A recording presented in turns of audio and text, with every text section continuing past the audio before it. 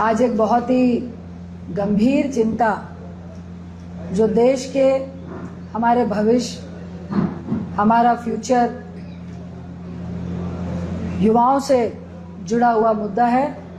और ये मुद्दा ही नहीं है, हम आपके सबके घर की, नौकरी पाने की, पढ़ाई करने की और इस शिक्षा के व्यवसायीकरण के कारण छात्राओं के दर्द की पीड़ा है, जिसको लेकर छात्रों की गूंज का आह्वान माननीय राहुल गांधी जी के नेतृत्व में हम सब ने किया है।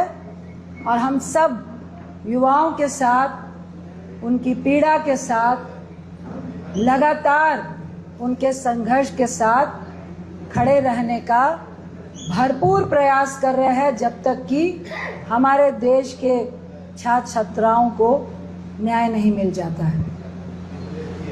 आज देश की परीक्षा प्रणाली अब चयन नहीं है, अस्वीकार की मशीन बन चुकी है। लगातार पेपर लीक से एक पूरी पीढ़ी का भरोसा तोड़ दिया है।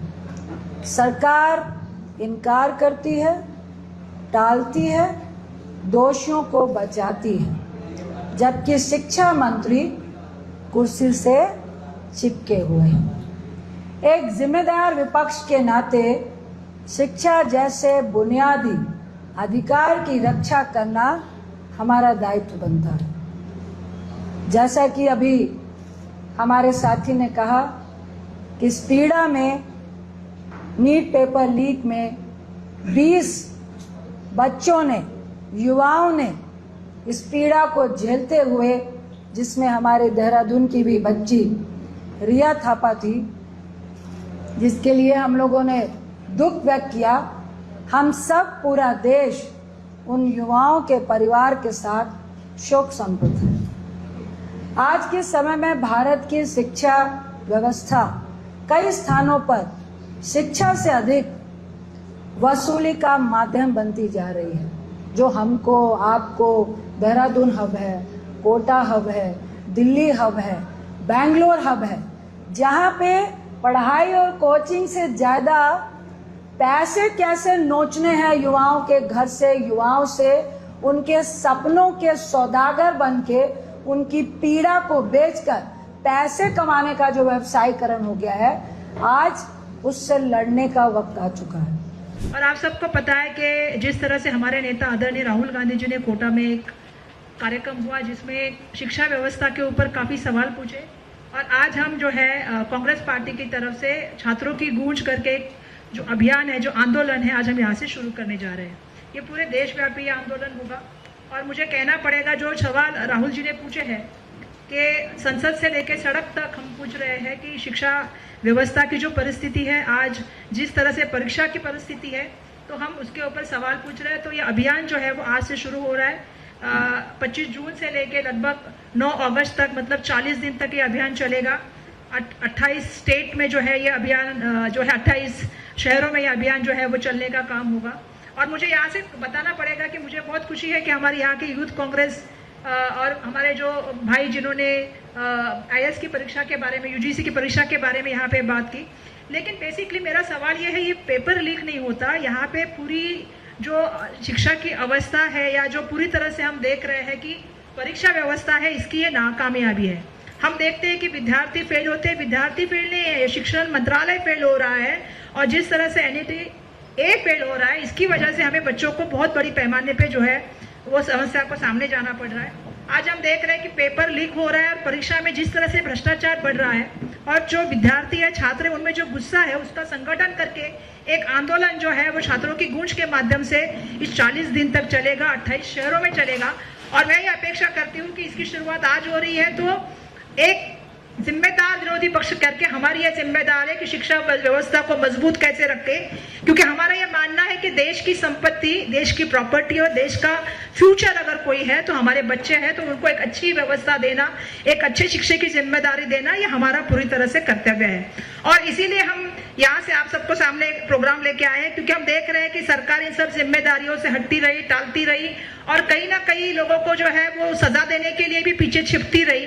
छात्रों को जाके वहां पे मिलेंगे, उनसे बात करेंगे, उनको पैम्पलेट देंगे, उनकी बात जो हमें शिक्षा मंत्रालय से लेके देश के प्राइम मिनिस्टर तक पहुंचानी है, शिक्षा व्यवस्था में क्या क्या बदलाव करना है वो उनसे सुन के हम जो है इसका आंदोलन करेंगे।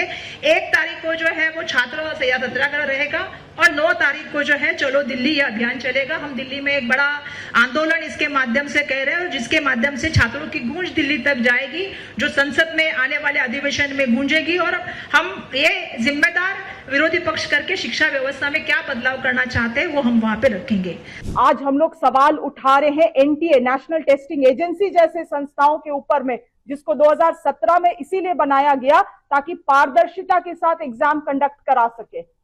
मगर आज क्या हो रहा है, आज इस तरह की संस्था जिनको विश्वसनीयता, जिसका क्रेडिबिलिटी होना चाहिए था, वैसी संस्था ही सवालों के घेरे में है। वैसी संस्था लगातार, वैसी संस्थाओं के ऊपर सवाल खड़ा किया जा रहा है। प्रश्न पत्र लीक हो रहे हैं और कुछ लोगों का अरेस्टिंग करके आप अगर कहिएगा कि व्यवस्था सुधर गया है तो ये बात हम लोग विश्वास नहीं करेंगे। केवल कुछ लोगों का अरेस्टिंग नहीं, ये पूरा सिंडिकेट काम कर रहा है, पूरा सिंडिकेट काम कर रहा है। प्रश्न पत्र जहां से प्रिंट हो रही हैं, एनटीए, सरकार, सभी लोगों का मिली भगत है इसमें। और इसीलिए धर्मेंद्र प्रधान जी को जिम्मेवारी लेते हुए, क्योंकि राजनीति केवल सत्ता का खेल नहीं होता है, राजनीतिक सिद्धांतों का भी नाम है, राजनीतिक विचारधारा का भी नाम है, राजनीति सत्य का भी नाम है धर्मेंद्र प्रधान जी में।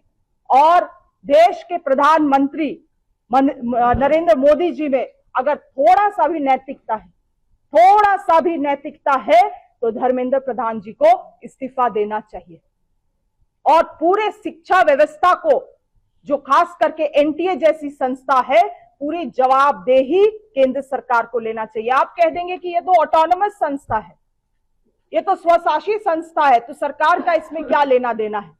सरकार का पूरी जिम्मेवारी फिक्स होना चाहिए। और तीसरी और बहुत अहम चीज जो आज हम लोग यहां से पूरा मांग कर रहे हैं, जो छात्र छात्राएं हैं उनके लिए एक फिक्स्ड कैलेंडर जारी हो और फिक्स कैलेंडर के माध्यम से प्रत्येक साल परीक्षा कराया जाए। मगर सबसे महत्वपूर्ण चीज है जो आज इंडियन एजुकेशन सिस्टम को, देश का रिजेक्शन सिस्टम स्टूडेंट्स के लिए बना दिया गया है, इससे बाज आना होगा केंद्र सरकार को। मैं नाम लेना चाहती हूं, आकांक्षा चतुर्वेदी मध्य प्रदेश से, सिमरन हरियाणा से, वेत्री आनंदम तमिलनाडु से, रिया कुमारी थापा उत्तराखंड से। ऐसे कई सारे बच्चों की मेरे पास नाम है जिन्होंने सुसाइड कर लिया, जिन्होंने नीट परीक्षा रद्द होने के कारण अपनी जान दे दी।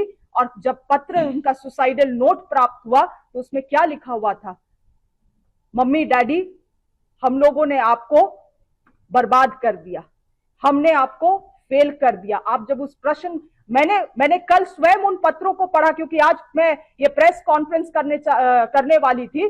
मैंने स्वयं उन पत्रों को, उन सुसाइडल नोट्स को पढ़ा। मैं आपको बतलाना चाहती हूं, मेरे आंखें भर आए। किसी बच्चा के साथ दोबारा ऐसा ना हो, देश के भविष्य के साथ कभी ऐसा ना हो, किसी माता पिता को दोबारा इस तरह से गुजरना ना पड़े, क्योंकि ये वही माता पिता है जो अपना खेत बेच के, कर्ज लेके, जेवर को गिरवी रख के बच्चों को पढ़ाते हैं।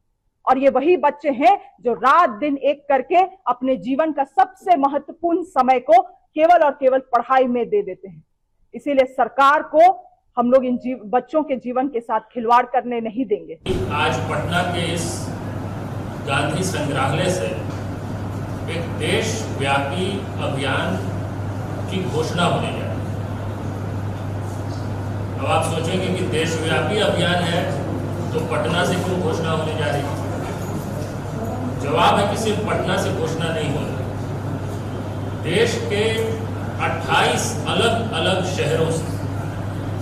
आज जब हम लोग यहाँ पटना के गांधी संग्रहालय में उपस्थित हैं तो इसी वक्त कलकत्ता में, रांची में, इलाहाबाद में, मेरठ में, चंडीगढ़ में, श्रीनगर में, जयपुर में, पुणे में, हैदराबाद में, बेंगलोर में, चेन्नई में, इंदौर में, देश के 28 शहरों में एक साथ छात्रों की गूंज अभियान का शुभारंभ होगा। इस देशव्यापी अभियान में हम क्या करेंगे और हम इस अभियान की क्यों शुरुआत कर रहे हैं, ये दो प्रश्न आपके मन में आना चाहिए। जो पहला सवाल है कि क्यों कर रहे हैं।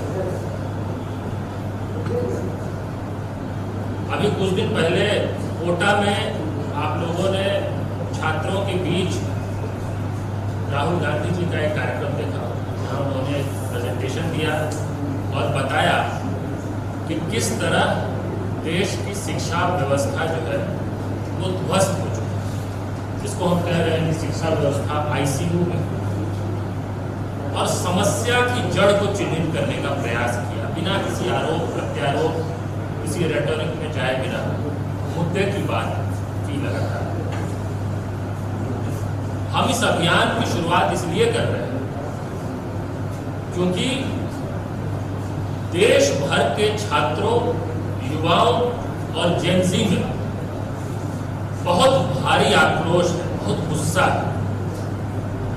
इसको हर आदमी महसूस कर सकता है जो सामाजिक रूप से सक्रिय है, जो देश दुनिया समाज में घूम रहा है, उसको पता है। और ये जो छात्रों, युवाओं, जेनजी का जो आक्रोश है, ये अलग अलग माध्यम से अभिव्यक्त भी हो रहा है। आप देखते होंगे कभी किसी डिजिटल प्रोटेस्ट के जरिए वो एक्सप्रेस होता है, कभी अलग अलग प्रदर्शनों के जरिए होता है, कभी रेलवे स्टेशन पे वो गुस्सा फूट जाता है, कभी किसी परीक्षा केंद्र के बाहर वो गुस्सा फूट जाता है। अंदर उबार मारना और वो जगह ढूंढ रहा है कि उस गुस्से को, उस असंतोष को निकलने का कोई रास्ता मिले। आप समझिए, दुनिया के सबसे युवा देश के युवा अपने भविष्य को लेकर इस कदर अंधकार में इतना फ्रस्ट्रेटेड हो चुके हैं कि कोई भी मौका मिले अपने असंतोष को एक्सप्रेस करने का तो मिलजुल के, बिना किसी लीडर के, किसी पार्टी के, किसी फोरम की उनको जरूरत नहीं पड़ रही है और वो अपने गुस्से को जता रहे हैं। देश गुस्से में है, देश का युवा गुस्से में है।